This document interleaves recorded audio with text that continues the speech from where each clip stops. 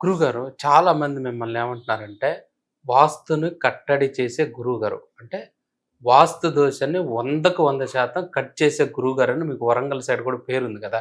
ఏంటి మీ ప్రత్యేకత?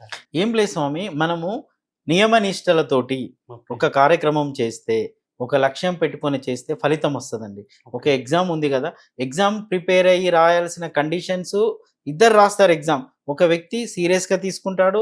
దాన్ని ఎలా ప్రొజెక్ట్ చేయాలో అలా ప్రొజెక్ట్ చేస్తాడు. దానికి అనుసరించాల్సిన పద్ధతులు అనుసరిస్తూ ఉంటాడు. సో, దానివల్ల అతనికి రిజల్ట్ వస్తుంది. సో, ఈ వాస్తు పండితుడు కూడా ఒక వాస్తును కరెక్ట్ చేయాలంటే తను ఫాలో అవ్వాల్సినవి కొన్ని ఉంటాయి. సో, అది ఫాలో అయినప్పుడు ఆటోమేటిక్‌గా పాజిటివ్ రిజల్ట్ వస్తూ ఉంటుంది. దా దేని సబ్జెక్టు దానిదే.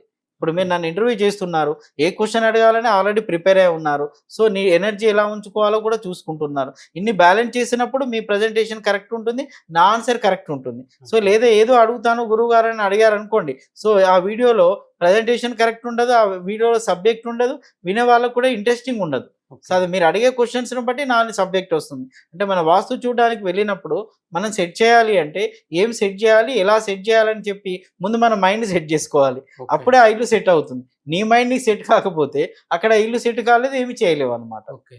గురువుగారు చాలామంది వాస్తు సిద్ధాంతులు చెప్పేదేందంటే, వాస్తు సక్రమంగా ఉన్న ఇంటిని సరిజేయటం కాదు. వాస్తు సక్రమంగా లేని ఇంటిని సెట్ చేయటమే కత్తి మీద సవాలంటారు. ఏంటి సెట్ చేయటం అంటే ఆ ఇంటిని డిస్టర్బ్ చేయకుండా సెట్ చేయటంలో ఏంటి ప్రాముఖ్యత? ఒకటి ఒక అబ్బాయి ఉన్నాడండి. అబ్బాయి జీనియస్ అబ్బాయి చదువుతున్నాడు. అన్నీ సక్సెస్ అవుతున్నాడు. అసలు చిన్నప్పటి నుంచి చదవంటే ఇంట్రెస్ట్ లేదు. లక్ష్యం లేదు. ఆశయం లేదు. అల్లరి చిల్లరగా తిరుగుతున్నాడు. ఆ వ్యక్తిని సన్మార్గంలో నడిపి విజయం సాధించడమే సరైన పద్ధతి. ఆ వ్యక్తి పవర్ అదే. ఓకే. కరెక్ట్ రూట్‌లో ఉన్న వ్యక్తికి ఏం చెప్తామండి?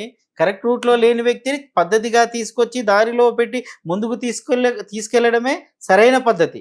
అదే ఓకే. ఎక్స్‌పర్ట్ యొక్క లక్షణము. ట్రైనర్ యొక్క లక్షణం.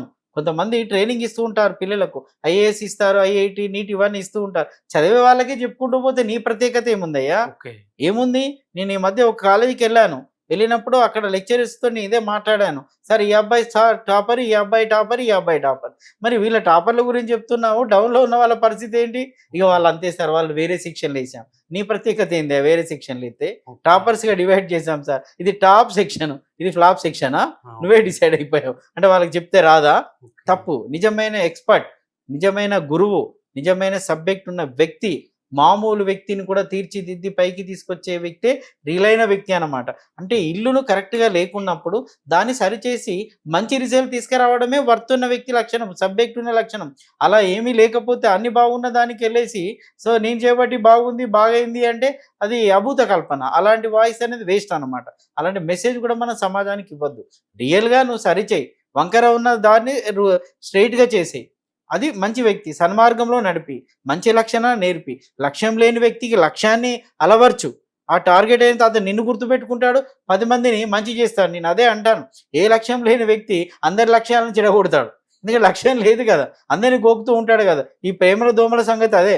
నేను ఒక కౌన్సిలర్‌గా కాలేజీలకి వెళ్ళినప్పుడు ఏం చెప్పేవాడిని అంటే, "అరే బాబు నువ్వు చదవలేదనుకో అందరిని చెడగొడతావురా నాయన. హ్మ్. నీకు లక్ష్యం లేదనుకో అందరిని డిస్టర్బ్ చేస్తావు నువ్వు."